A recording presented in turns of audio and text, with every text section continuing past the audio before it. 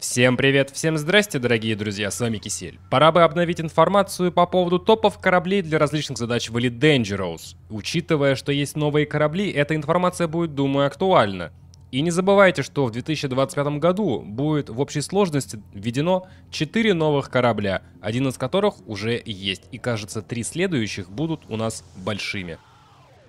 Поговорим с вами сегодня о боевых кораблях, при этом и для PvP, и для PvE контента, и все, конечно же, будет с фитами на них.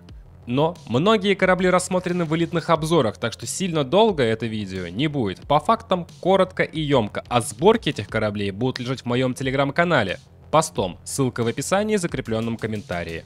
Просто иначе места в описании не хватит. По маленьким кораблям все грустно. К примеру, Курьер мне не зашел от слова совсем. А Вультура может себя показать только лишь с инженерами, иначе все очень и очень грустно. Но новая Кобра МК-5 показывает себя очень хорошо. Но опять-таки, с инженерами. Да, можно и без инженеров. Лично видел видео, как на Сайдвиндере разбирали ту же самую Гидру, и видео по кораблям против Таргоидов тоже будет, но, конечно же, отдельно. Если нет инжей, то вверх для вас это Кобра, ну максимум там, не знаю, Вайпер. Остальное все будет очень и очень грустное. Можно еще попробовать Diamondback Explorer с его третьей пушкой и 2 вторыми. По поводу средних кораблей, пожалуйста, Aliens Crusader очень хорошо себя показывает в PvE даже без инженеров, за счет того, что имеет ангар истребителя. Поэтому смело берем. Если есть все же инженеры, то советую уже брать Чифтейна. Но Крайт МК-2 лучше, чем Crusader для начала старта в боевке без инженеров, так как лучше вооружение, танк и, конечно же, имеет тот самый истребитель, который на первых порах очень сильно помогает. А с инженерами раскрывается еще лучше. Но недавно вышел новый корабль Corsair, который лучше во всем Крайта МК-2, за исключением того, что не имеет ангар для истребителя. Плюс у Крайта МК-2 7-й распределитель энергии, а у Чифтейна и Крусейдера 6-й. Элитный обзор со всеми тестами есть и на него, и на Крайт МК-2, и вместе с Чифтейном. Корсара брать без инженеров, кстати, не советую. Лучше уж освоиться на Крайте МК-2 с истребителем. Также можете рассмотреть для себя чисто по фану такой корабль, как Gunship. Довольно прикольная штука с большим секундным залпом.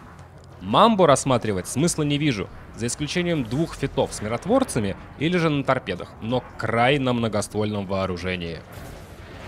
Торпедное вооружение для ПВЕ бесполезно из-за малого боезапаса, а в ПВП вы будете надеяться на везение, что вы вовремя кинете торпеду и попадете по цели, или на свой сумасшедший скилл, потому что не забывайте, торпеде нужно еще пролететь какое-то расстояние, чтобы взвестись.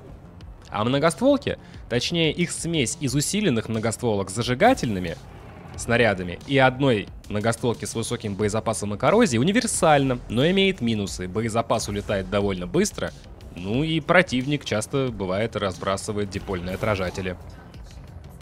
Если вам уж так нравятся торпеды, то берите Мамбу, Крайтов Фантома или же Корсейр. Корабли для реверса, такие как Фантом и Орка, уходят на покой, кстати, с приходом нового короля реверса Корсара. И он с инженерами творит страшные вещи. Элитный обзор по нему тоже уже вышел. Фердиланс. Безоговорочный топ всех времен. Но у нас появился Питон МК-2, который творит страшные вещи с большими кораблями на пушках миротворцы. Все же для себя я останусь на Фердилансе, и фитов на него скину вам целую кучу. Напоминаю, все сборки на корабли, про которые я говорю в видео, висят постом в моем телеграм-канале. Ссылка на пост в описании, а то скажете, что фиты не видели, их видео нет и не смогли их найти. И что Питон МК-2, что Фердиланс, без инженеров не советую использовать вообще. Если без инжей, то берите Крусейдер, ну или Крайт МК-2, если хватает денег. С инжами Крайт МК-2, Корсейр, Фердиланс и Питон МК-2. 2 последних очень скиллозависимы из-за менеджмента распределителя энергии, если что. По большим кораблям ситуация следующая. Анаконда топ во все времена. Не требует ранга сверхдержавы для доступа и спокойно используется без инженеров и имеет самый большой распределитель в игре 8 размера. С инженерами превращается в страшное оружие против NPC. Да и в PvP может что-то показать против других кораблей разных размеров в элитном обзоре. Анаконда тоже была, там все показано, как идет боевка. Корвет уже лучше Анаконды по маневренности и танку, но требует ранг Федерации. И поверьте, Вам хватит анаконды для ПВЕ-контента за глаза. В ПВП 1 на 1 на многостволках я бы ставил на корвет из-за большого танка и маневренности. Но что у того и у другого корабля есть очень противные бесячие фиты, к примеру, на той же последовательности фазирования, которая даже когда вы стреляете по щитам противника, наносит 10% урона по корпусу абсолютным уроном, как на плазме. Но это уже больше к реверс-фитам. Сведение оружия на корвете гораздо хуже, чем на анаконде. Будет актуально при постройке корабля с фиксированным оружием. И, кстати, Type 10 я бы вообще не рассматривал для себя. Если хотите, то берите. Фит вам оставлю в описании. Вроде даже элитный обзор на него был. Но я бы не стал. У него и у катера такой же распределитель, как на крайте МК-2, если что. Плюс он не маневренный и нифига не быстрый. Имперский катер имеет гигантский танк и скорость по сравнению с другими большими кораблями. Собрать его под реверс-фиты, когда вы летаете задом вперед и стреляете в догоняющего вас противника топливными рельсами, результативно, но нифига не весело. Если у анаконды корвета и упаси бог Type 10 не реверс-фит, а вы на катере с реверс-фитом, вы все по умолчанию выиграете.